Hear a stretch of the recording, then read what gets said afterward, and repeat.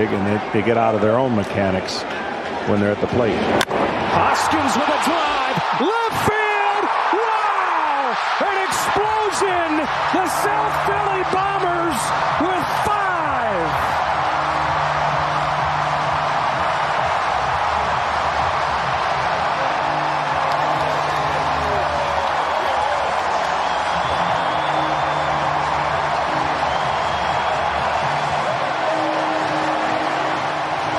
That right there was one of many taters last night. The Phillies tied the World Series record with 5 home runs in one game. 17 home runs in their first 6 home playoff games.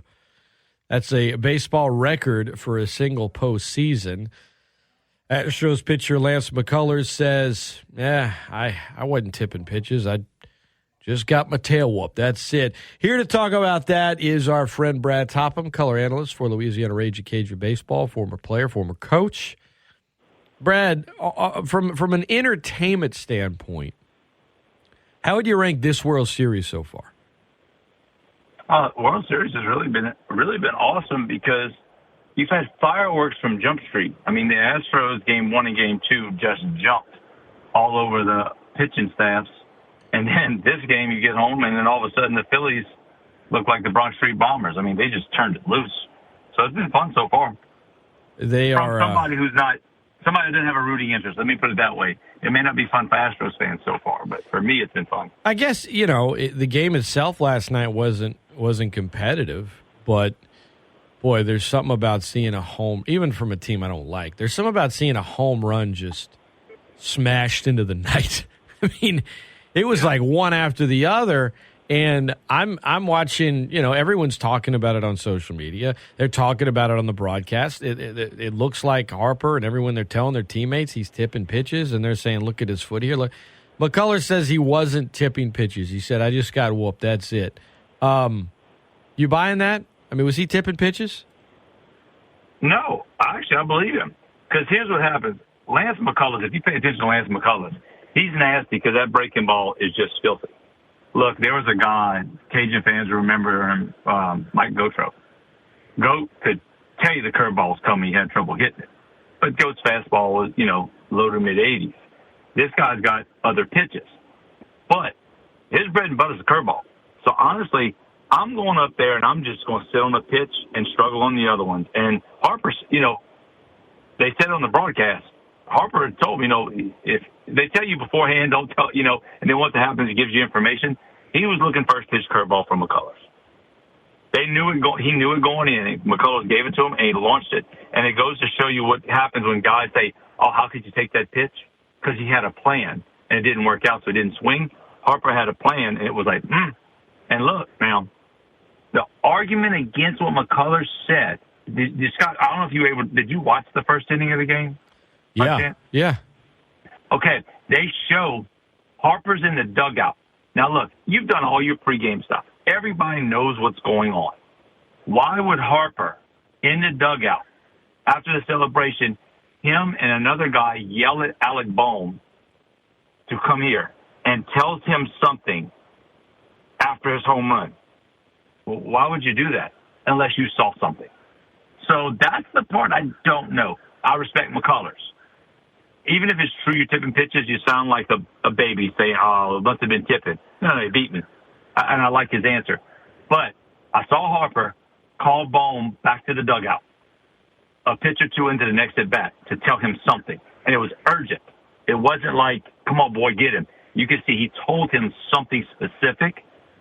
Don't know what that is, but I don't know. It's one of those interesting things about baseball, and I'm sure we'll figure it out as we go. When you're getting beat as badly as he was, should Dusty Baker have maybe taken him out of the game there? Well, that's the tough part. I mean, you don't want to – so don't lose the series just to get out of an inning, You lost some of the buffer you had. You're now playing 3 days in a row, 1 day of rest, 2 more.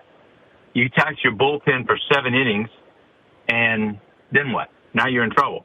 So I guess the answer to your question is, do you throw the second or third last man in your bullpen to start trying to get out to chew up innings? Well, what's the reality? Is the third man in your bullpen, third to last, second to last guy in your bullpen, going to be any better than what McCullers is giving you? So, no, I would have stuck with McCullers for a little bit longer. But, geez, yeah, that was just, I mean, you give up one in the first, you give up two in the second.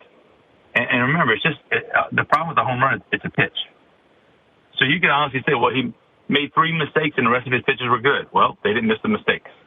So, no, I would have stayed with him. You didn't overtax your bullpen. You lost the game. You didn't lose the series. Yeah, I mean, it was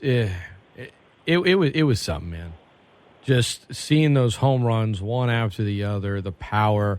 I mean, you and I both know the Phillies. Shoot, man. I mean, they won 14 less games than the Mets and Braves. I mean, they're third in the division. They won 19 less games than the Astros, but you get more. Their manager got fired. That's actually my next question there. If the Phillies win it all, should Joe Girardi get a ring, right? I mean, he helped them out by getting fired, right? Look, this, I'm sorry, and I do understand this, and you know this, Scott. You have sometimes, it's always easier to replace the coach and easier to replace the manager. I don't think Steve Nash is the reason all of a sudden Brooklyn's 2-4, 1-5. But you got to do something to try and change something around. And you know what? The Phillies did something, and if it didn't work, you figured it wasn't working the other way. They fired Girardi, and maybe a few guys wake up. I always believe when a coach gets fired, professional athletes get a little more mentally locked in. Explain the Carolina Panthers. When people start worried about when you fire coaches, you re-examine your position and where you are. Like, do I want to move? Do I want to get traded? Do I want to get cut? And I think, and for the Phillies, a lot of guys just started playing better. And look, to be fair, Scott, Harper missed a lot of time. He is the centerpiece of their team. If the Mets lose Pete Alonso for an extended period, you still have a winning record, but you don't win 100. You know what I mean? Yeah. The Braves lose Austin Riley. They don't win 100. They win 90. They win high 80s. They don't win 100. So to be fair, if Harper's there all year, maybe you have a different set of circumstances. Bryce Harper is so dang good, man. I mean, I can't stand it. It's just, I'm not really crazy about either team, but when it, when a team gets hot, Jay and I were talking about it yesterday. I know the Astros on paper are a better team. I think on paper, sure. But you don't play on paper. They are. But I've been saying it for, the last 2 weeks, really. I mean, the Phillies, even going into the postseason, they kind of had the sort of wild card team of destiny feel. But once they won that first game of the postseason, how they came back against the Cardinals in the ninth in this sort of improbable way, and then it just kind of kept building and snowballing. And I know a lot of folks still feel like the Astros are going to win it all. But the Phillies definitely kind of have a team of destiny feel about them, don't they? They do. Well, it's a funny thing about baseball. You get guys hot, and then I know it's not reality, but all of a sudden balls seem to fall your way. If you get a couple guys hot, you just need the ancillary pieces to contribute. Real Muto's been pretty steady all year, and he doesn't in the catching position offensively, which is hard to do. And then Baum is a really good player. And, I mean, Schwarber, he's Adam Dunn, strikeout or bomb. But dang it, when you hit 48 of them, people are scared of you. They're hot, and they got Harper. They got their guy that takes the camera. The camera's on Harper. And to be fair, your ace, who got rocked, was Nola, is your high-character guy. The difference is the Phillies' weakness is in their bullpen. And right now, it hasn't been exposed.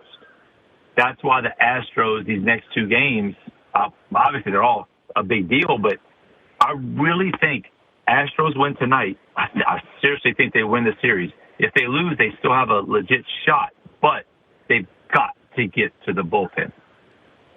So what do you think happens tonight and then overall moving forward here? So long story short, the reason these guys are scary is because of you remember Schilling and Randy Johnson? Mm-hmm. The Diamondbacks stunk, but the 4 games they pitched, they were studs. For these guys, it always scared me because you have Wheeler and Nola. Well, Wheeler's arm looked fatigued. And I even heard a radio guy from Philly say he's fighting a little bit of fatigue. There's a legitimate shot. They're going to push Wheeler back deeper.